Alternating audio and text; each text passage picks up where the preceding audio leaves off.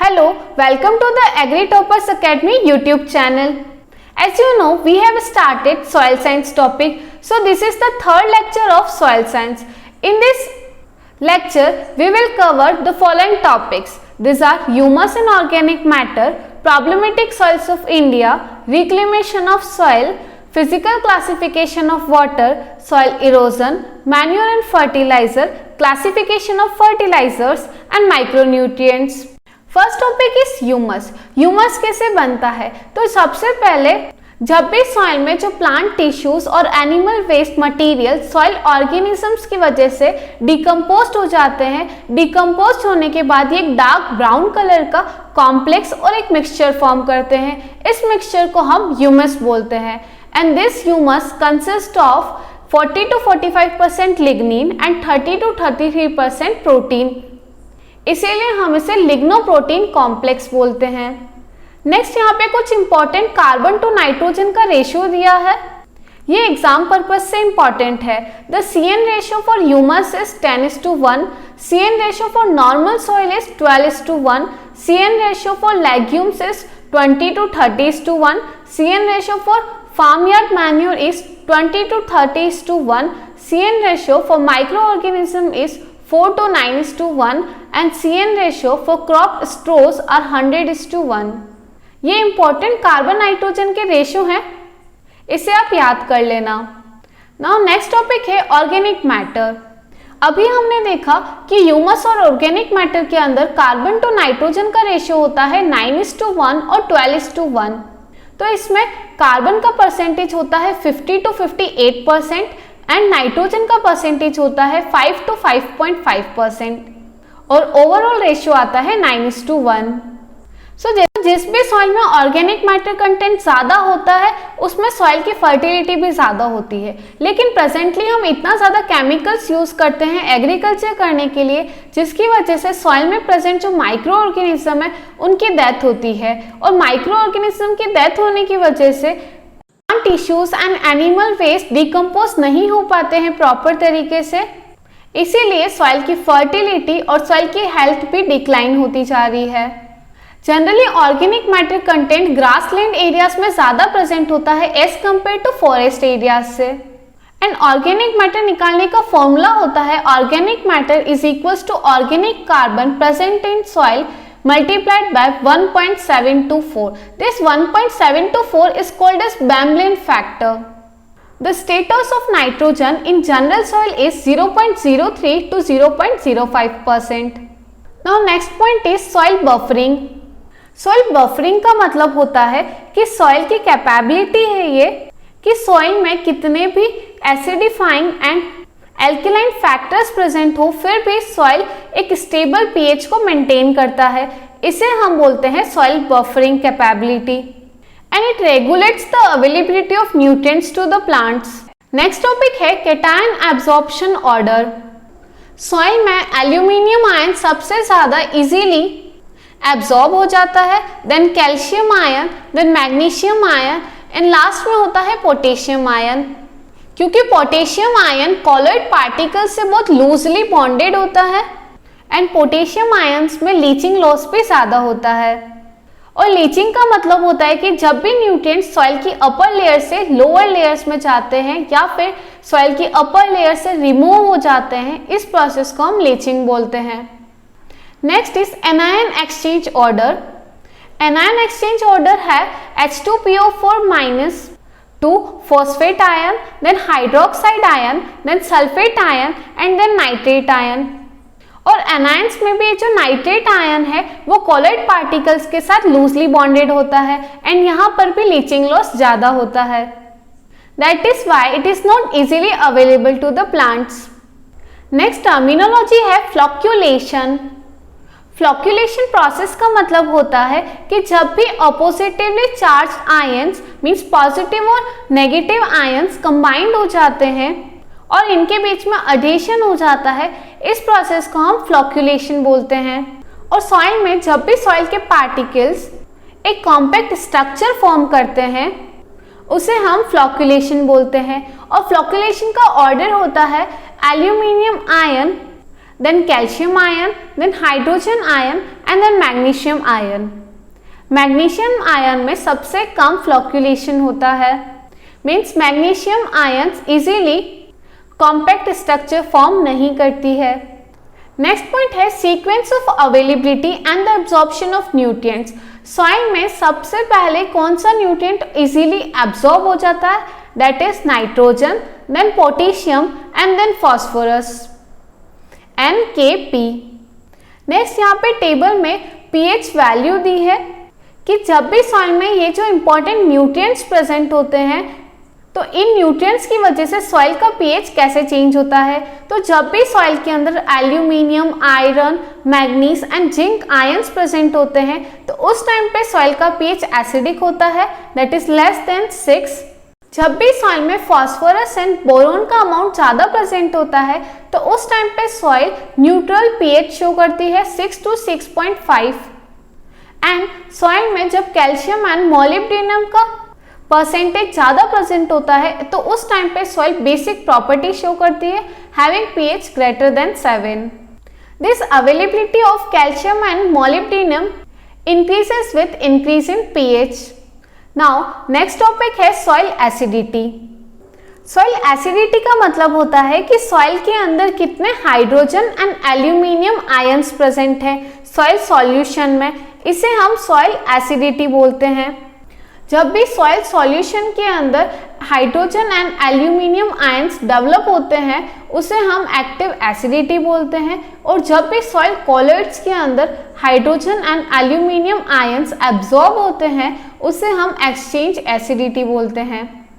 Acidic soil में iron, manganese, aluminium and hydrogen ion का percentage ज़्यादा होता है, इसी वजह से सॉइल का pH भी लेस देन 6 होता है। लेकिन इसके अंदर phosphorus, molybdenum, nitrogen, potassium and sulphur come amount में प्रेजेंट होते हैं क्योंकि ये आयन सॉइल के अंदर बेसिसिटी इंक्रीज करते हैं। नाउ नेक्स्ट टॉपिक है problematic soils of India. Majorly India में 3 टाइप की प्रॉब्लमेटिक सॉइल्स होती है, एसिडिक सॉइल, सैलाइन सॉइल और अल्कलाइन सॉइल। देखो सबसे पहले प्रॉब्लमेटिक सॉइल का मीनिंग समझते हैं। प्रॉब्लमेटिक सॉइल का मतलब है ऐसी सॉइल जिसमें हम कल्टीवेशन नहीं कर सकते हैं और ऐसी सॉइल जो क्रॉप की ग्रोथ एंड डेवलपमेंट के लिए सूटेबल नहीं होती है। तो जब भी सॉइल का pH न्यूट्रल से कम या ज़्यादा होगा तो उस टाइम पे हम उस सॉइल को प्रॉब्लमेटिक सॉइल बोलते हैं। तो जब भी सॉइल का pH न्यूट्रल pH से कम होता है तो उस सॉइल को हम एसिडिक सॉइल बोलते हैं, और जब भी सॉइल का pH 7 से ज़्यादा होता है तो उसे हम सैलाइन और अल्कलाइन सॉइल बोलते हैं। और हमेशा जो न्यूट्रल रेंज की सॉइल होती है वो कल्टीवेशन के लिए बेस्ट रहती है। हाईएस्ट एसिडिक सॉइल मिलती है वेस्ट बंगाल के एरियाज में, north east states of India, Tamil Nadu and Bihar. अब ये सॉइल के अंदर एसिडिटी आती कहाँ से है, तो जब भी soil hydrogen ion, aluminium ion, manganese and iron ion को एब्जॉर्ब कर देता है तो उस टाइम पे सॉइल की एसिडिटी इंक्रीज हो जाती है और इसे हम एसिडिक सॉइल बोलते हैं। फिर आता है नेक्स्ट पॉइंट कि हम एसिडिक सॉइल को मैनेज कैसे कर सकते हैं। तो एसिडिक सॉइल को मैनेज करने के लिए बेस्ट मेथड होता है लाइमिंग मटेरियल। इसके लिए हम कैल्शियम और मैग्नीशियम के ऑक्साइड्स एंड हाइड्रोक्साइड को यूज कर सकते हैं। अच्छा, यहाँ पर लाइमिंग मटेरियल इसीलिए दिया है क्योंकि कैल्शियम ऑक्साइड्स एंड हाइड्रोक्साइड्स को हम quick lime and slag lime बोलते हैं। इसके साथ हम यहाँ पर rock phosphate and press mud का भी यूज कर सकते हैं। नाउ सेकेंड टाइप की सॉइल है सैलाइन सॉइल। सैलाइन सॉइल को हम व्हाइट एल्कलाइज सॉइल और सोलोन चॉक बोलते हैं।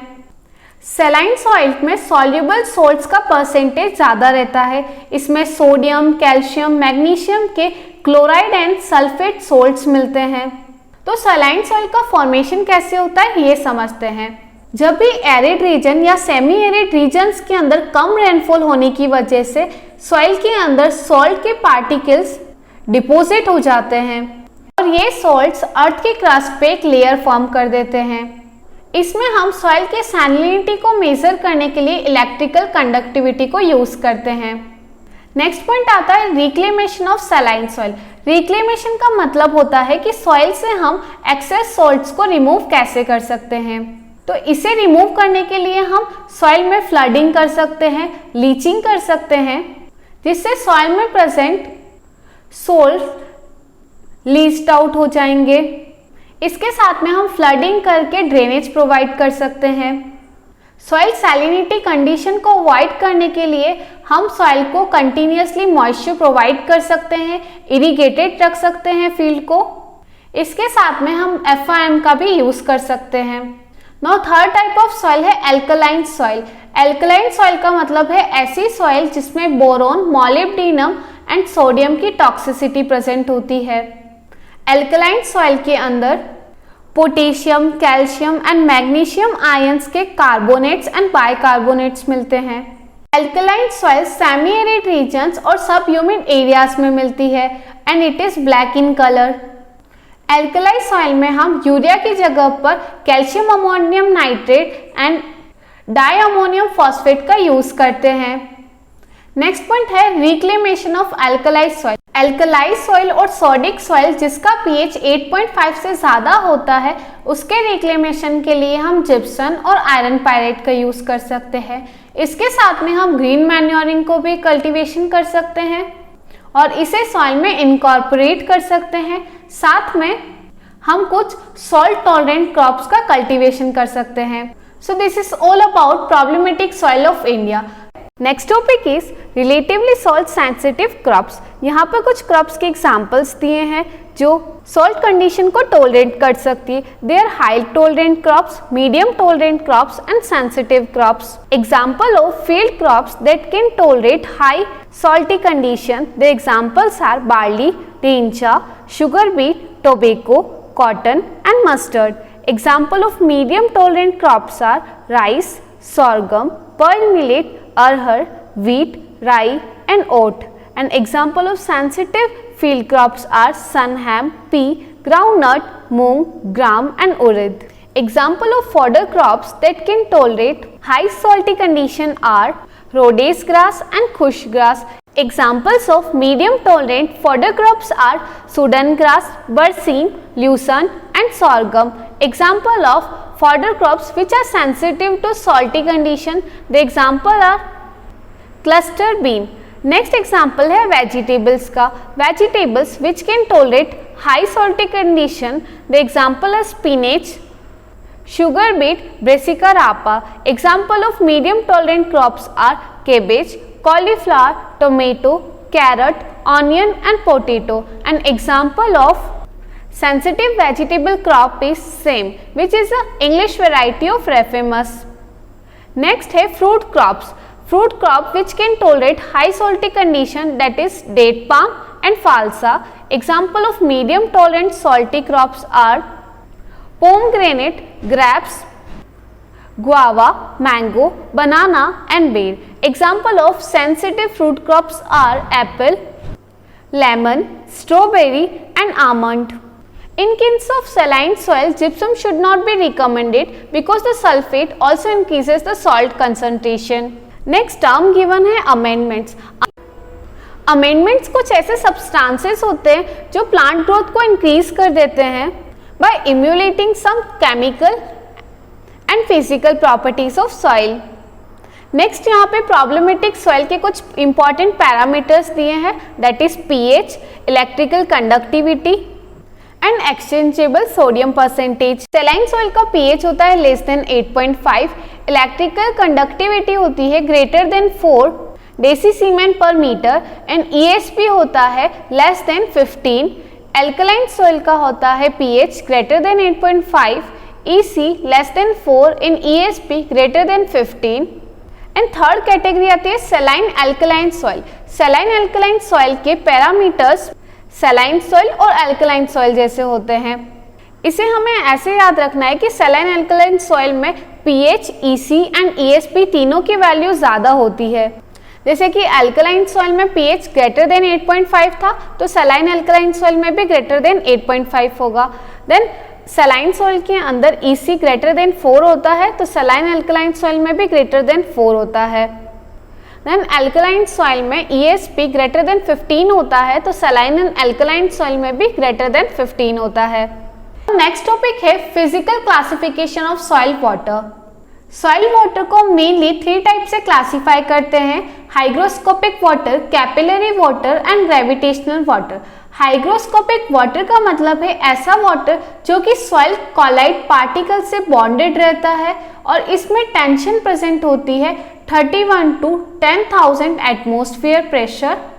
हाइग्रोस्कोपिक वाटर एक वाटर फिल्म की फॉर्म में प्रेजेंट होता है और ये नॉन लिक्विड फॉर्म में होता है। सेकेंड टाइप है capillary water. Capillary water is the only type of water which is available to the plants. This capillary water is held between field capacity and hygroscopic coefficient in micropores. यहाँ पे tension होती है 0.3 to 31 atmosphere और ये water most of crops के लिए available रहता है। Now third type of water is gravitational water. Gravitational water का मतलब है ये एक ऐसा वाटर है जो ग्रेविटेशनल फोर्स की वजह से ग्रेटर डेप्थ पे चला जाता है और इसकी नेगेटिव टेंशन होती है लेस देन 0.3 atm। इसे हम ड्रेनेज वाटर भी बोल सकते हैं। Generally this water is found in macropore. Now next topic is soil erosion. Soil erosion एक कॉमन टर्म है, हम सब जानते हैं सॉइल इरोजन क्या होता है। सॉइल इरोजन का मतलब होता है जब भी सॉइल की अपर मोस्ट लेयर से सॉइल पार्टिकल्स रिमूव हो जाते हैं विंड या फिर वाटर की वजह से, इसे हम सॉइल इरोजन बोलते हैं। सॉइल इरोजन 3 टाइप्स का होता है, water erosion, wind erosion and wave erosion. And water erosion की भी 4 स्टेजेस होती हैं। फर्स्ट इज स्प्लैश और rain drop erosion. Splash erosion का मतलब होता है जब भी रेन ड्रॉप सॉइल सरफेस के ऊपर गिरती है तो सॉइल पार्टिकल्स सॉइल की लेयर से डिटैच्ड हो जाते हैं और इस इरोजन को हम स्प्लैश इरोजन बोलते हैं। Second is sheet erosion. Sheet erosion का मतलब है रेन ड्रॉप की वजह से जब भी सॉइल पार्टिकल्स की थिन लेयर पूरी एक साथ रिमूव हो जाती है उसे हम शीट इरोजन बोलते हैं। शीट इरोजन से जो सॉइल की अपर मोस्ट लेयर में finest particles and organic matter present होता है वो सॉइल पार्टिकल्स के साथ में रिमूव हो जाते हैं। शीट इरोजन में सॉइल इरोजन इतना ग्रेजुअली होता है कि फार्मर को इरोजन के बारे में पता ही नहीं लगता है, इसीलिए हम इसे most serious type of erosion बोलते हैं। Now third is reel erosion. Reel erosion में शैलो ड्रेनेज लाइंस बन जाती हैं जो कि 30 सेंटीमीटर डेप्थ से कम होती हैं और इसे हम टिलेज ऑपरेशन को यूज करके रिमूव कर सकते हैं। नाउ फोर्थ इज गली इरोजन। गली इरोजन में जो चैनल्स बनते हैं वो 30 सेंटीमीटर से ज़्यादा डेप्थ के बनते हैं, इसे हम टिलेज ऑपरेशन से रिमूव नहीं कर सकते हैं। सो ये था वाटर इरोजन। इसके बाद सेकेंड टाइप आता है विंड इरोजन। विंड इरोजन को हम 3 स्टेजेस में डिफ्रेंशिएट करते हैं। First is saltation. सॉल्टेशन का मतलब है सॉइल की जो सरफेस है वो यूनिफॉर्म नहीं होती, वहाँ पे कुछ बाउंसेस और जंप्स प्रेजेंट होते हैं, तो इन जंप्स की वजह से जब सॉइल पार्टिकल्स मूव कर जाते हैं उसे हम सॉल्टेशन बोलते हैं और यहाँ पे पार्टिकल का साइज होता है 0.1 to 0.5 mm। सॉल्टेशन से 50 to 75% सॉइल इरोजन होता है। Now second is surface creep. Surface creep का मतलब है कि जब भी सॉइल के पार्टिकल्स रोल और स्लाइड हो जाते हैं, एक दूसरे पार्टिकल्स के साथ में इनकी स्लाइडिंग होती है, उसे हम सरफेस क्रिप टाइप ऑफ इरोजन बोलते हैं। यहाँ पे पार्टिकल का साइज होता है ग्रेटर देन 0.5 mm और सरफेस क्रिप की वजह से 5 to 25% सॉइल का लॉस होता है। Third is suspension type. जब भी सॉइल पार्टिकल्स का साइज 0.1 mm से कम का होता है तो उस टाइम पे सॉइल के पार्टिकल्स सॉइल सरफेस पर फ्लोट करने लगते हैं और सस्पेंशन की वजह से 3 to 4% सॉइल का लॉस होता है। Now third type of erosion है वेव इरोजन। वेव इरोजन एक कॉम्बिनेशन है विंड और वाटर इरोजन का, इसे हम स्टाइफ बैंक्स बोलते हैं।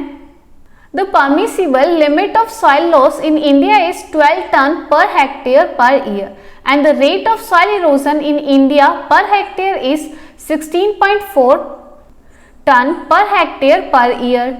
जैसा कि हम जानते हैं प्लांट्स की जो रूट्स होती है वो सॉइल को बाइंड करके रखती है, लेकिन डिफॉरेस्टेशन करने की वजह से और एक्सेसिव ग्रेजिंग करने की वजह से प्लांट सॉइल को होल्ड नहीं करते हैं और इसकी वजह से जो इरोजन होता है इसे हम एंथ्रोपोजेनिक इरोजन बोलते हैं। This is all about soil erosion. Now next topic is deposition of soil. Deposition of soil का मतलब होता है कि जब भी सॉइल के पार्टिकल्स इरोस्ट हो जाते हैं तो वो कहीं तो जाके डिपोजिट होंगे, तो उनका जो डिपोजिशन का प्रोसेस होता है उसे हम डिपोजिशन ऑफ सॉइल बोलते हैं। यहाँ पे जो सॉइल के पार्टिकल्स हैं वो ट्रांसपोर्ट होते हैं, तो इनके ट्रांसपोर्ट होने का एक सोर्स होता है। तो यहाँ पे कुछ डिफरेंट सोर्सेस की टर्म्स दी हैं। फर्स्ट है ग्रेविटी। जब भी ग्रेविटी की वजह से सॉइल के पार्टिकल्स ट्रांसपोर्ट होते हैं उसे हम कॉल्यूवियल सॉइल बोलते हैं। Second is water. जब भी वाटर की वजह से सॉइल के पार्टिकल्स ट्रांसपोर्ट हो जाते हैं और डिपोजिट होते हैं उसे हम एल्यूवियल बोलते हैं और यहीं से ही एल्यूवियल सॉइल बनती है। Third is ice. जब भी आइस से सॉइल के पार्टिकल्स ट्रांसपोर्ट होते हैं उसे हम ग्लेशियल बोलते हैं। विंड की वजह से हम एओलियन बोलते हैं एंड विंड की वजह से लूज बोलते हैं सिल्ट सॉइल में और सैंडी सॉइल में बोलते हैं एओलियन। नेक्स्ट यहाँ पे दो टर्म गिवन है, मिनरलाइजेशन एंड इमोबिलाइजेशन। मिनरलाइजेशन का मतलब है जब भी एलिमेंट अपनी इमोबिलाइज्ड फॉर्म से अवेलेबल फॉर्म में कन्वर्ट हो जाते हैं with the help of microbial decomposition, it is known as mineralization. और इमोबिलाइजेशन का मतलब होता है जब भी available form of elements convert हो जाते हैं इमोबाइल फॉर्म में, means it is a reverse process of mineralization. जब भी सॉइल में CN रेशियो 30:1 से ज़्यादा होता है तो उस टाइम पे सॉइल के अंदर इमोबिलाइजेशन होता है। इसका मतलब जो अवेलेबल फॉर्म ऑफ एलिमेंट्स हैं वो इमोबाइल्ड हो जाते हैं। और जब भी रेशियो 20:1 से कम हो जाता है तो उस कंडीशन पे मिनरलाइजेशन होता है, मीन्स एलिमेंट्स अवेलेबल रहते हैं। जब भी ये रेशियो 20 to 30:1 के बीच में रहता है तो उस टाइम पे सॉइल के अंदर इमोबिलाइजेशन एंड मिनरलाइजेशन दोनों होता है। नेक्स्ट हम यहाँ पे गिवन है aminisation. This term is related with the amines और अमीनो एसिड। अमाइनाइजेशन का मतलब है कि जब भी सॉइल में प्रोटीन का डिकम्पोजिशन होता है तो final material amines, amino acid और यूरिया बनते हैं। इस प्रोसेस को हम अमाइनाइजेशन बोलते हैं। और जब भी प्रोटीन अमोनिया फॉर्म करता है उस प्रोसेस को हम अमोनिफिकेशन बोलते हैं। नेक्स्ट टर्म है नाइट्रिफिकेशन। नाइट्रिफिकेशन का मतलब होता है कि जब भी सॉइल के अंदर अमोनिया नाइट्रेट के अंदर कन्वर्ट हो जाता है with the help of microbes, it is known as nitrification. जब भी अमोनिया से नाइट्राइट बनता है in the presence of Nitrosomonas and nitrite से नाइट्रेट फॉर्म होता है in the presence of Nitrobacter micro organism, this process is known as nitrification. Nitrification process 2 step का process होता है जिसमें सबसे पहले अमोनिया से नाइट्राइट फॉर्म होता है in the presence of Nitrosomonas and nitrite से नाइट्रेट फॉर्म होता है in the presence of Nitrobacter. और इन बैक्टीरियाज को हम नाइट्रीफाइंग बैक्टीरियाज बोलते हैं और this nitrifying bacteria work at optimum temperature of 30 to 35 degree Celsius and an optimum pH of 6.5 to 7.5। Soil के अंदर 25 to 80% of phosphorus organic form के अंदर प्रेजेंट होता है। सॉइल के अंदर मेजरली फॉस्फोरस ह्यूमस के अंदर मिलता है फाइटिन की फॉर्म में और कुछ स्मॉल अमाउंट 0 to 10% मिलता है न्यूक्लिक एसिड की फॉर्म में। सॉइल में CN पे रेशियो होता है जनरली 100:10:1। नाउ नेक्स्ट यूनिट आती है manure and fertiliser.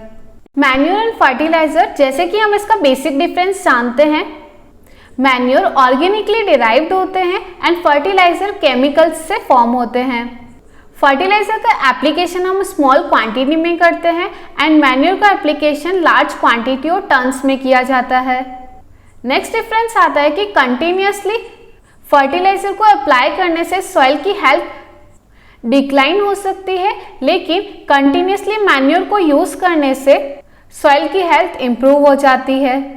So this are some basic difference between manure and fertilizer. Manure soil के अंदर large quantity of organic matter add कर देता है, लेकिन इसके अंदर न्यूट्रिएंट कंटेंट कम प्रेजेंट होता है। मैन्योर का एग्जाम्पल है compost, and the compost which is prepared with the help of earthworm, it is known as vermi compost. इसके अलावा manures night soil, human excreta, sludge and sewage waste से form हो सकता है। नेक्स्ट टॉपिक आता है green manure. Green manure का मतलब होता है ये कुछ ऐसे प्लांट्स होते हैं जिनका लीफ या फिर प्लांट मटेरियल को हम सॉइल में इनकॉर्पोरेट कर देते हैं, जिससे सॉइल की फर्टिलिटी इंप्रूव हो जाती है, और इन प्लांट्स को हम ग्रीन मैन्योर क्रॉप्स बोलते हैं। ग्रीन मैन्योर क्रॉप्स को इनकॉर्पोरेट करने का जो मेथड होता है इसे हम ग्रीन मैन्योरिंग बोलते हैं। ग्रीन मैन्योरिंग 2 टाइप की होती है, in situ and ex situ. Ex situ को हम ग्रीन लीफ मैन्योरिंग भी बोलते हैं। इन सीटू वर्ड का मतलब होता है सेम प्लेस पर। जब भी हम ग्रीन मैन्योर क्रॉप्स को जिस फील्ड में ग्रो करते हैं उसी फील्ड में इनकॉर्पोरेट कर देते हैं, उसे हम in situ green manuring method बोलते हैं।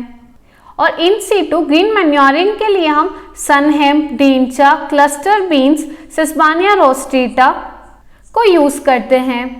This Sesbania rostrata plant is native of West Africa. Now second है एक्स सीटू और green leaf manuring. Ex situ का मतलब होता है हम यहाँ पे ग्रीन लीफ मैन्योर कलेक्ट करते हैं और जिस भी फील्ड में रिक्वायरमेंट होती है वहाँ पर जाके इनकॉर्पोरेट कर देते हैं। इसका एग्जाम्पल है ग्लाइरिसीडिया, पोंगेमिया, नीम एंड महुआ। नेक्स्ट यहाँ पे टेबल गिवन है जिसमें मैन्योर्स एंड केक्स का न्यूट्रिएंट कंटेंट दिया है कि इनमें एनपीके का परसेंटेज कितना होता है। फर्स्ट है FYM, फार्म यार्ड मैन्योर। इसमें नाइट्रोजन कंटेंट प्रेजेंट होता है 0.5, फॉस्फोरस 0.25 एंड पोटेशियम 0.5। सेकेंड है town compost. Town compost kitchen waste and ash से मिलके बनता है। इसमें नाइट्रोजन का परसेंटेज होता है 1.5, फॉस्फोरस हैविंग 0.4%, पोटेशियम 1.4%। थर्ड है vermi compost. Vermi compost earthworm की हेल्प से बनता है। इसमें नाइट्रोजन का परसेंटेज होता है 3%, phosphorus 1% and potassium 1.5%. Next है night soil. It includes human excreta. It consists of 5.5% of nitrogen, 4% of phosphorus and 2% of potassium. Next is groundnut cake. It is an example of concentrated form of manure and it consists of 7.3% of nitrogen, 1.5% of phosphorus and 1.3% of potassium. Next is safflower cake. It contains 7.9% of nitrogen, 2.2% of phosphorus and 1.9% of potassium. So this is all about manure. Now next topic आता है fertilizer. Fertilizer chemically derived होते हैं और generally it consists of large amount of nutrients. Next यहाँ पे classification दिया है fertilizer का। Fertilizer is classified into straight fertilizer, complex fertilizer and mixed fertiliser.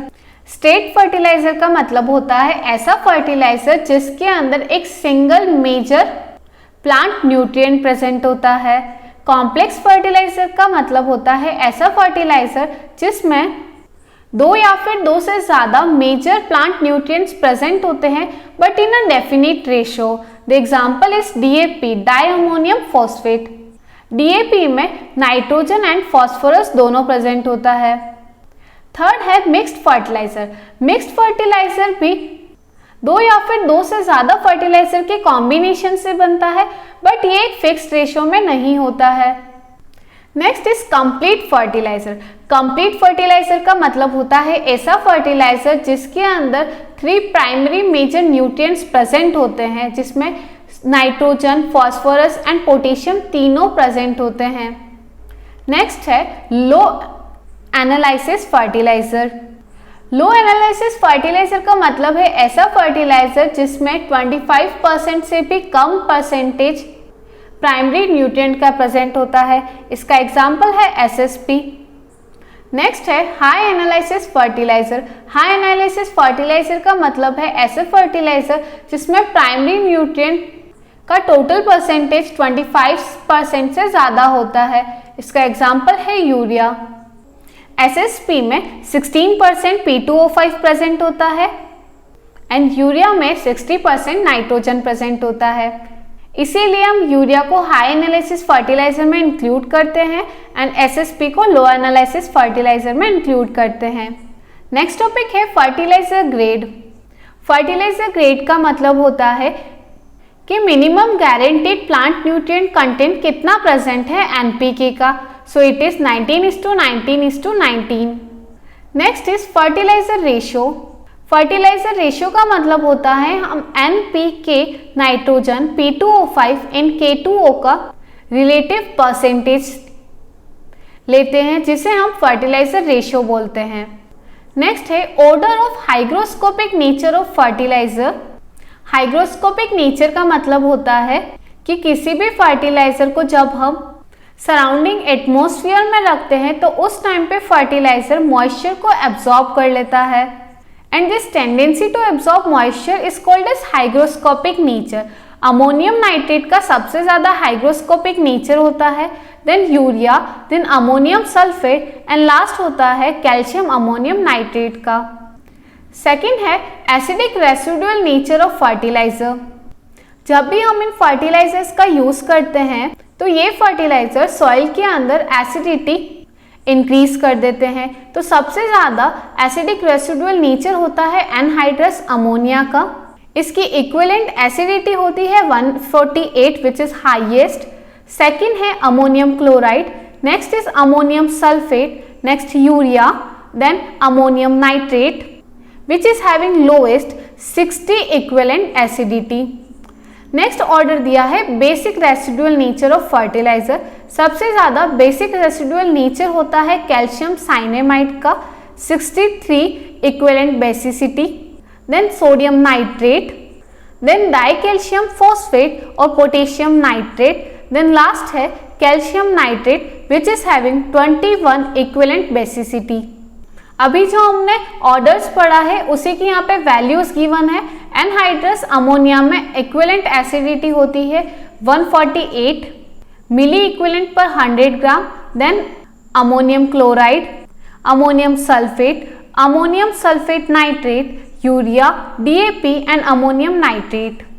यहाँ पर इन सब की इक्विवेलेंट एसिडिटी की वैल्यू गिवन है। नेक्स्ट यहाँ पे इक्विवेलेंट बेसिसिटी गिवन है। कैल्शियम साइनेमाइड में बेसिसिटी सबसे ज़्यादा होती है। नेक्स्ट यहाँ पे हम लास्ट टॉपिक स्टार्ट करते हैं जिसमें हम फर्टिलाइजर्स का क्लासिफिकेशन और उनका एग्जाम्पल देखने वाले हैं। फर्स्ट है nitrogenous fertilizer. Nitrogenous fertilizer soil के अंदर नाइट्रोजन प्रोवाइड करता है और इंडिया में सबसे ज़्यादा नाइट्रोजन एंड फॉस्फोरस फर्टिलाइजर्स का यूज होता है यूपी में। मेजरली हम नाइट्रोजिनस फर्टिलाइजर को क्लासीफाई करते हैं nitrate fertilizer, ammonium fertilizer, nitrate in ammonium fertilizer and last is amide fertilizer. तो यहाँ पे सबसे पहले नाइट्रेट फर्टिलाइजर की प्रॉपर्टीज दी है।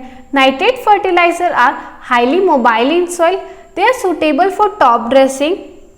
This nitrate fertilizer are basic residual in nature and nitrate fertilizer में लीचिंग एंड डीनाइट्रिफिकेशन लॉस ज़्यादा होता है, इसीलिए हम राइस कल्टीवेशन के लिए नाइट्रेट फर्टिलाइजर का यूज़ नहीं करते हैं। यहाँ पे नाइट्रेट फर्टिलाइजर के एग्जाम्पल दिए हैं। Sodium nitrate having 16% nitrogen, it is good for acidic soil. Second है calcium nitrate, it is having 15.5% of nitrogen, and third is potassium nitrate which is having 13% nitrogen and 44% K2O। इन fertilizer के example और इसमें nutrient percentage हमें याद रखना होगा। Second आता है अमोनिकल फर्टिलाइजर।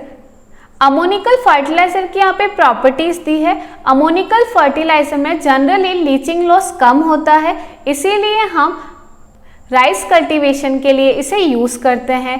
इसे हम वाटर लॉक्ड सॉइल में भी यूज़ कर सकते हैं। अमोनिकल फर्टिलाइजर सॉइल के अंदर एसिडिक रेसिडुअल नेचर शो करते हैं। अमोनिकल फर्टिलाइजर में वॉलेटाइलाइजेशन एंड डीनाइट्रिफिकेशन लॉस ज़्यादा होता है। यहाँ पे कुछ अमोनिकल फर्टिलाइजर के एग्जाम्पल दिए हैं। फर्स्ट है ammonium sulphate. It contains 20.6% nitrogen and 24.5% sulphur. Generally हम अमोनियम सल्फेट का यूज़ करते हैं पैडी कल्टीवेशन के लिए, P, groundnut and sugar crop के लिए। सेकेंड है अमोनियम क्लोराइड। अमोनियम क्लोराइड में 25.5% नाइट्रोजन कंटेंट प्रेजेंट होता है और ये भी सॉइल के अंदर एसिडिक रेसिडुअल नेचर शो करता है।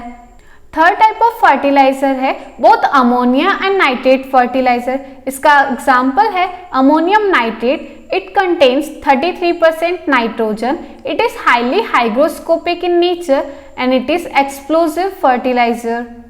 नेक्स्ट एग्जाम्पल है इसका कैल्शियम अमोनियम नाइट्रेट, केन। इसे हम किसान खाद बोलते हैं। It consist of 26% nitrogen and it is neutral in nature. Now fourth is amide fertiliser.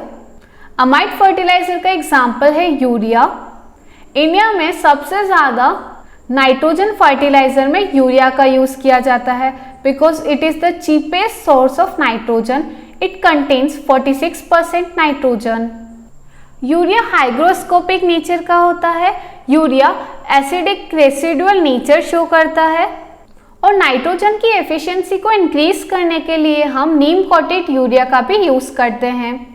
Now second type है inorganic form of amide fertilizer. इसका एग्जाम्पल है calcium cyanamide. It contains 21% nitrogen. Calcium cyanamide का use India में नहीं किया जाता है और न ही इंडिया में से बनाया जाता है। Now next topic is analyzing process for the determination of available nitrogen. Soil में available nitrogen को determine करने के लिए हम alkaline permanganate method को use करते हैं। Biuret test में हम copper sulfate and strong base को use करते हैं। This biuret is formed by the combination of two molecules of urea during the manufacturing of urea. Biuret toxic to plants, hence the concentration in urea should not be exceed by 1.5%, and when the urea will be applied on foliar spray on crop canopy, the biuret concentration should not exceed 0.25%. Now next topic is nitrogen losses. Nitrogen may be lost due to volatilization, leaching loss and denitrification. So the first is volatilization. It is a non-biological loss of ammonia. Whenever the soil is having pH greater than 8, then the nitrogen lost in the form of ammonia in alkaline medium occurred. This volatilization loss increase in poor drainage, for example in rice field. India में 60% nitrogen loss वॉलेटाइलाइजेशन की वजह से होता है। इसीलिए हम एल्कलाइज soil में nitrogen का एप्लीकेशन 25% ज़्यादा करते हैं उसकी रिकमेंडेड डोज से। वॉलेटाइलाइजेशन लॉस का मतलब होता है कि जब भी सॉइल के अंदर हम अमोनियम फर्टिलाइजर का यूज़ करते हैं तो अमोनियम फर्टिलाइजर अमोनिया गैस की फॉर्म में वेपराइज हो जाता है। इसे हम वॉलेटाइलाइजेशन लॉस बोलते हैं। डीनाइट्रिफिकेशन एंड वॉलेटाइलाइजेशन दोनों ही प्रोसेसेस में नाइट्रोजन का लॉस होता है गैसियस फॉर्म में। नाउ सेकेंड है डीनाइट्रिफिकेशन। देखो सबसे पहले हमने नाइट्रिफिकेशन पढ़ा था। नाइट्रिफिकेशन का मतलब होता है कि जब भी अमोनिया नाइट्राइट में कन्वर्ट होता है देन नाइट्रेट में कन्वर्ट होता है, इसे हमने नाइट्रिफिकेशन बोला था। देन जो नाइट्रिफिकेशन का रिवर्स प्रोसेस होता है उसे हम डीनाइट्रिफिकेशन बोलते हैं, जिसमें नाइट्राइट और नाइट्रेट नाइट्रोजन गैस की फॉर्म में वेपराइज्ड हो जाते हैं। And this denitrification is done by bacteria, Pseudomonas and Bacillus. This denitrification and volatilization loss occur rapidly at higher pH of soil. Now third is leaching loss. Leaching loss का मतलब होता है कि जब भी हम फर्टिलाइजर को अप्लाई करते हैं सॉइल की अपरमोस्ट लेयर में तो ये फर्टिलाइजर अपर लेयर से लोअर लेयर में लीच्ड आउट हो जाते हैं। इस प्रोसेस को हम लीचिंग लॉस बोलते हैं and it is mostly occurred in humid areas. Now next topic है नाइट्रिफिकेशन इनहिबिटर। तो हम नाइट्रिफिकेशन तो जानते ही हैं, जब भी अमोनिया नाइट्राइट और नाइट्रेट की फॉर्म में कन्वर्ट होता है इस प्रोसेस को हम नाइट्रिफिकेशन बोलते हैं। और ये जो नाइट्रिफिकेशन प्रोसेस है इसमें बैक्टीरियाज यूज होते हैं नाइट्रोसोमोनास एंड नाइट्रोबैक्टर। तो यहाँ पे कुछ ऐसे नाइट्रिफिकेशन इनहिबिटर्स दिए हैं जो इन नाइट्रिफिकेशन वाले बैक्टीरियाज को इनहिबिट करते हैं। This are thiourea, oxamide, pyrimidine, neem cake and nitropyrene. Nitrate fertilizer mostly used as slow release due to the overcome the problem of leaching. The solubility of nitrogen fertilizer is reduced by types of compounds which are synthesizing compound and coating barrier. In compounds को use करके हम leaching loss को avoid कर सकते हैं और ये compounds fertiliser को अलाउ करते हैं कि स्लोली वो सॉइल में रिलीज होते रहे। So the example of synthesizing compound of urea formaldehyde, isobutylidene diurea, crotonylidene diurea. And the example of coating barrier are sulphur coated urea, neem coated urea, modified foam और super granules and Gromor. It is a trade name of urea and ammonium phosphate grade. So this is all about nitrogen fertilizer. Now second topic है phosphate fertilizer.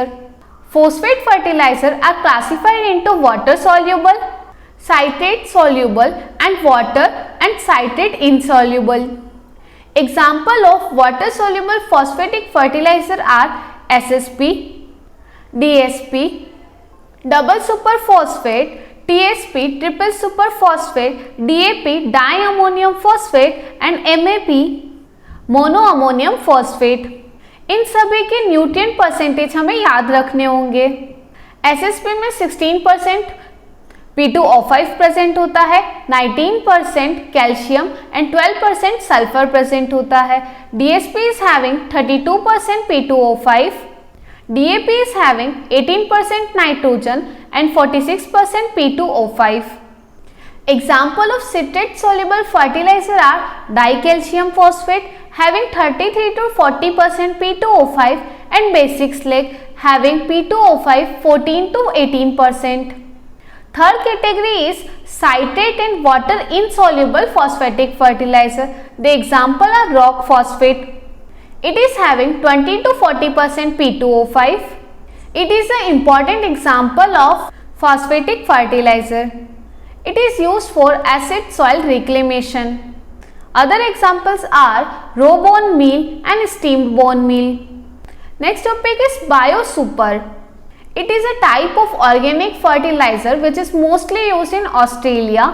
BioSuper word is derived from two words bio and super, where bio is related to bacteria and super is related to phosphatic fertilizer. So it is a combination of rock phosphate, sulfur and sulfur oxidizing bacteria which is Thiobacillus. This phosphorus is extracted in soil with the following methods which are: Bray number 1, it is used in acidic soil which is having pH 5.5 or less than 5.5, and second is Olson method. This Olson method is used for alkaline and neutral soil. Now next type of fertilizer is potassic fertilizer. Potassic fertilizer का सबसे ज़्यादा India में use होता है महाराष्ट्र में। Example of potassic fertilizer are KCl. It is the most common and cheap fertilizer among the potassic fertiliser.